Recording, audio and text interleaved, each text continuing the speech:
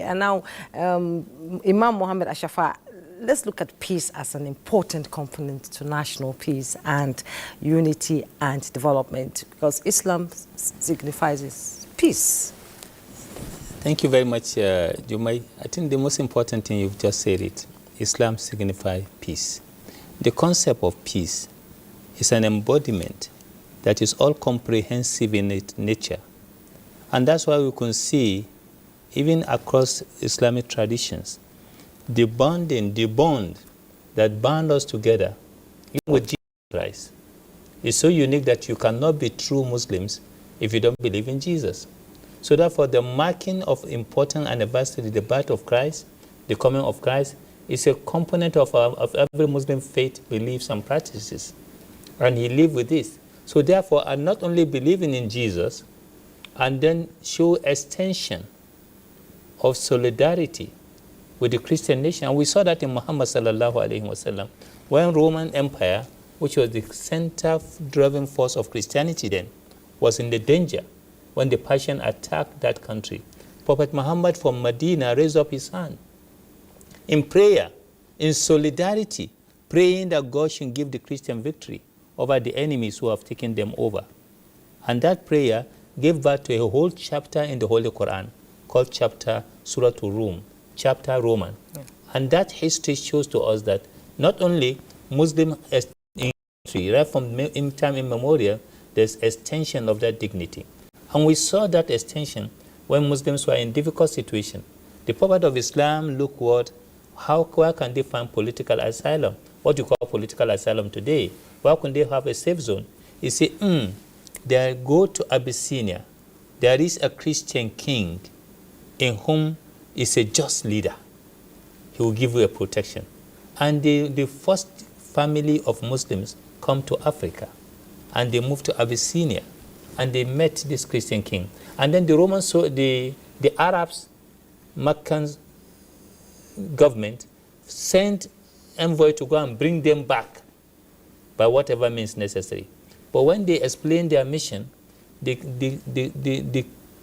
prince, the king, who is the Christian king, Ethiopia, said, no, these Muslims, between us and them, there is only 18 line. So therefore, brother, you are free to stay in Abyssinia as long as you wish. This shows to us that it is just not here. We being the brothers and sisters. From the bosom of Abraham, we are all children of Abraham by faith. One from Sarah, the other from Hagar. So Isaac and Ishmael, they are bond that bound us together. We need to use that template to develop and empower what become a Nigeria of our dream. A Nigeria where people will not be harmed simply because of what they believe or because of their differences. Indeed, because of their differences. One would really look at it from every aspect. The difference, like you said, is just a thin line. Let's bring in Archbishop Imam Esong. He is the international president of the Christian Center International Calabar. Let's look at ways of promoting peace in Nigeria, and how can we begin to achieve that? Thank you so much for bringing me into the discussion. I appreciate all the contributors in the studio. Like you said, it's a very easy thing to meet like this and discuss about peace, religious peace and unity, the spirit of the season of Christmas. But I want us to realize as Nigerians that in the football field, when we're playing football, nobody's of another clan of religion. Everybody's Nigerian. And in the National Assembly, same thing. We have people of different religion, they cooperate, pass the bill, pass the law. So we begin to ask ourselves, where is this dichotomy? Where do we have the friction? Where are the areas, where are the gray areas that is causing us to have the disunity, so to say? Three areas I've identified. Number one is the people, the drivers of religion itself, both whether they are Muslims or Christians or traditional religion, the drivers of the religion. Because the knife, I keep saying the knife is not a bad thing, but who uses the knife? The surgeon uses the knife to save a life, while the assassin uses the knife to kill a life.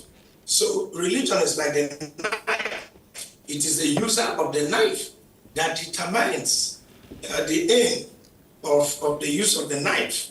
And this is Christmas, for instance. The Christians are together. Many Muslim brothers are felicitating and congratulating. I've received messages from imam friends of mine as a Christian clergy. They have called me, and we're living in peace, so to say. So I want to believe that it is the politicization of religion. In other words, the using of religion, the weaponizing of religion as a major tool in political arenas. Religion has been weaponized by our politicians. And this is the area we have to consider in this studio. Like you hear the imam speaking, I've featured with the imam severally on many programs in Kaduna and Kano. He knows me very well, even here on NTA Live. Why are we not fighting? Because nobody's behind us. It is the rider of the horse that determines where the horse goes. So the policymakers must consider again, what do we do to convince our politicians? A lot of our politicians are neither Muslims or Christians. That you answer Christian or you go to church to do Thanksgiving does not guarantee that you have received Jesus as your Lord and Savior. Same thing with Muslims. A lot of the people who practice Islam are not as worded. Look at how the imam is speaking comparatively and speaking peacefully. So people who are the people practicing the religion are the one causing the friction in the system. So we call for more dialogue and more understanding of the books. Many people that fight with the other religion don't really understand the book. And I believe that at this point we can provide solution. Indeed, you said religion has been weaponized in Nigeria and the divide is becoming bigger as time goes on.